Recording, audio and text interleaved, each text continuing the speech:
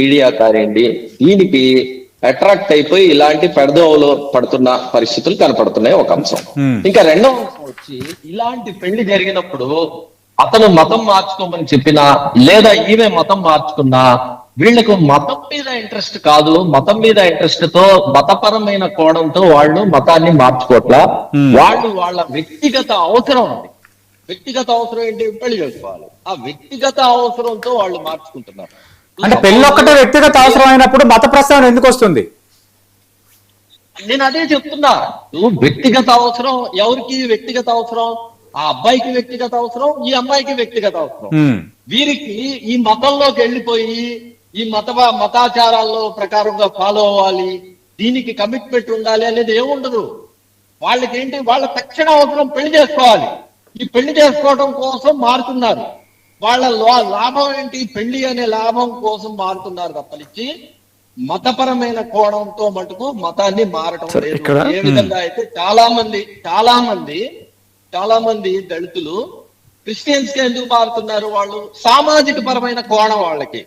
హిందూయిజంలో వాళ్ళకి నిరాదరణ ఉంది, ఊరు బయట పెట్టారు, అలానే గుళ్ళోకి రానిలేదు. ఈ రోజు కూడా గుళ్ళోకి రానిరు. ఇప్పుడు మా సోదరి ఇన్ని మాటలు చెప్తుంది. ఒక దళిత తప్పండి మళ్ళీ మీరు కుల ప్రసక్తి తీసుకొచ్చి ఇలా మాట్లాడకండి. కుల ప్రసక్తి నిజంగా శాంతివంతమైన ఉంటే ప్రపంచంలో అన్ని దేశాలు ఈ రోజు కొట్టుకొని చేస్తున్నారు. అక్కడ నిజంగా శాంతి అనేది ప్రపంచం అంతా ఉంటే నేను ఇప్పుడు మీకు విత్ ప్రూఫ్స్ ఫ్యాక్ట్స్ ఫిగర్స్ చెప్తాను. ప్రపంచం అంతా ఎన్ని దేశాలు కొట్టుకొని చేస్తున్నారు మతం పేరుతో.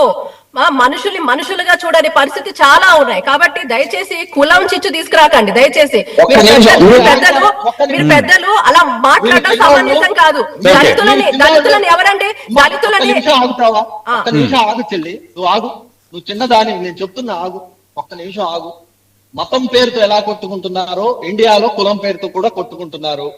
కులపడ ఉంది ఖచ్చితంగా నేను చూపిస్తాను. లేదు నానానికి అది ఒక మానసిక రుగ్మత. మీలాంటి వాళ్ళు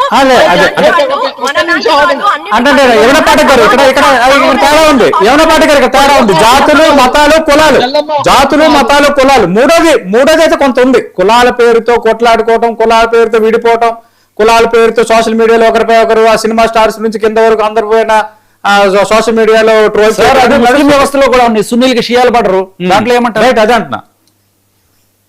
నేను అనేది ఏంటంటే ఎవరైనా మతాన్ని మార్చుకున్నారంటే వారికి మతపరమైన అవసరము లేదా మతపరమైన కమిట్మెంట్, మతపరమైన నమ్మకం కన్నా వాళ్ళ వ్యక్తిగత అవసరాలే ఎక్కువగా ఉంటాయి. పెళ్లి కోసం వాళ్ళు మతాన్ని మార్చుకున్నారంటే రేపు ఆ పెళ్లి పెటాకులు అవుతాయి. మళ్ళీ ఆ మతంలో నుంచి ఐదర్ పార్టీ పెడితేనే మతం మారుతున్నారు. ప్రలోభ పెడితే విశ్వాసంతో కాదు, ప్రలోభంతో మారుతున్నారు. ఇప్పుడు దళితులు క్రిస్టియానిటీలోకి ఎందుకు వెళ్ళారు? గుళ్ళో రావడానికి అవకాశం లేదు, అంటరానితనం ఉంది. ఇప్పుడు మా సోదరి ఇన్ని మాటలు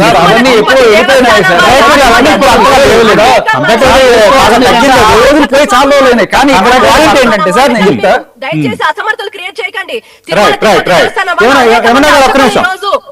అనేక మంది వాళ్ళు ప్రోత్సహిస్తున్నారు, గుళ్ళ అర్చకులుగా ఉన్నారు. ఏం మాట్లాడుతున్నారు? బషీర్ గారు ఒక్క నిమిషం మీకు ఛాన్స్ ఇస్తా. ఒక్క నిమిషం శేఖర్ గారు. సార్, ఇప్పుడు భర్త కన్నా ప్రియుడు బాగున్నప్పుడు, భార్య కన్నా ప్రియురాలో లేకపోతే గర్ల్ ఫ్రెండ్ బాగున్నప్పుడు వీళ్ళు జనరల్ గా టెండెన్సీ వాళ్ళని ఏదో రకంగా వెళ్తారు. దీనికి మతం కులంతో సంబంధం లేదు. ఇప్పుడు ఒక ముస్లిం అమ్మాయి తన భర్త బాగాలేదు, వేరే వాడు హిందూ అతను బాగున్నాడు, అతనితో ఏదో పరిచయం ఏర్పడింది, maybe she can go on move on అని అతన్ని పెళ్లి చేసుకున్నప్పుడు కూడా ఆవిడ హిందూగా మారుతూ ఉంటుంది చాలా సార్లు.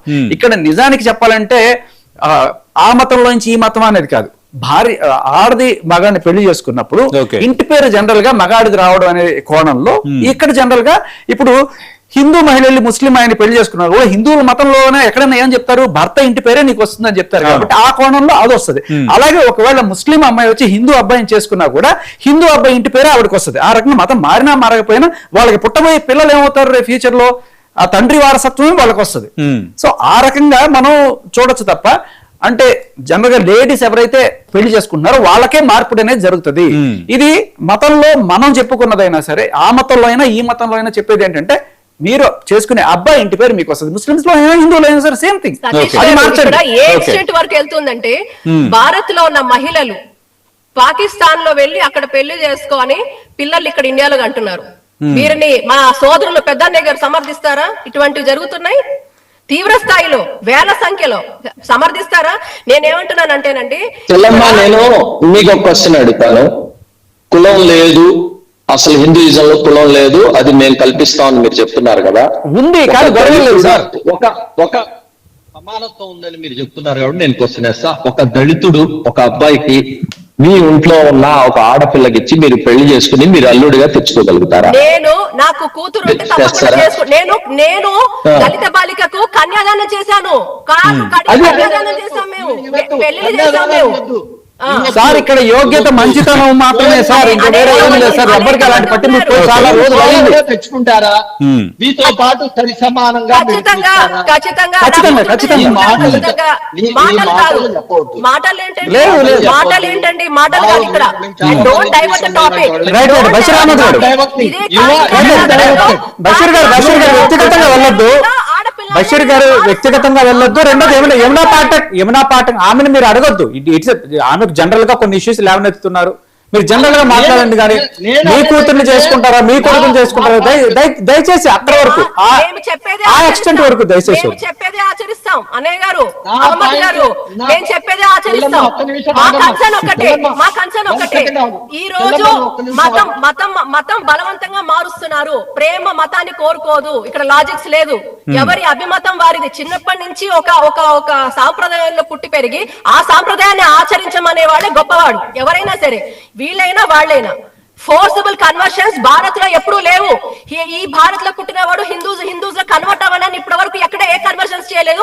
ఏ దేశంలో దండయాత్ర చేయలేదు. మీరు కన్వర్ట్ అవ్వకపోతే మిమ్మల్ని చంపేస్తాం అనలేదు, లేకపోతే ఈ దేశం నుంచి వెలేయలేదు. అందరినీ కూడా భారత మాత హక్కున చేర్చుకుంది. నువ్వు ఏ మతమైనా సరే, మన అభిమతము మన దేశభక్తి ఉండాలి. అలాంటి స్వభావం ఉన్న వాళ్ళకి మీరు చెప్పకుండా అలాగా. ఇక్కడ ఎప్పుడు కూడా హిందుత్వం కోరుకోదు. కానీ ఈ రోజు హిందూ అమ్మాయిలు బలైపోతున్నారు.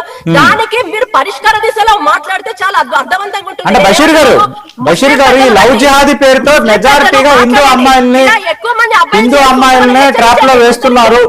ఇలా కరెక్ట్ కాదు అని ముస్లిం యువకులకో యువతకో మీలాంటి వాళ్ళు ఒక సందేశం ఇవ్వాలి కదా. ఇది ఎవరిపాటికి డిమాండ్. మా చెల్లికి నేను ఒక క్వశ్చన్ అడుగుతున్నా. గుంటూరులో 15 రోజుల క్రితం ఒక హిందూ అబ్బాయి నా సమీపంగా ఉన్న మా స్నేహితుడి అమ్మాయిని హైదరాబాద్ నుంచి తీసుకొచ్చేసి పెళ్లి చేసుకున్నాడు. పెళ్లి చేసుకుని తీసుకెళ్లిపోయాడు. ఆ అమ్మాయిని తండ్రి చదివిను అంటే నేను చెప్పా, అమ్మాయికి విద్య అనేది ఇంపార్టెంట్, చదివి అంటే చదివేయడం కోసం హైదరాబాద్ పంపిస్తే ఆ అమ్మాయి ఈ బంగారం మొత్తం అమ్మేసి వాడికి ఇచ్చేసి వెళ్ళిపోయారు. వాడు తీసుకెళ్లినోడు ఏమన్నా యోగ్యుడా అంటే కాదు.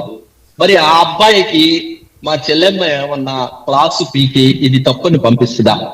అలానే ఇంకొక కేసు సిమిలర్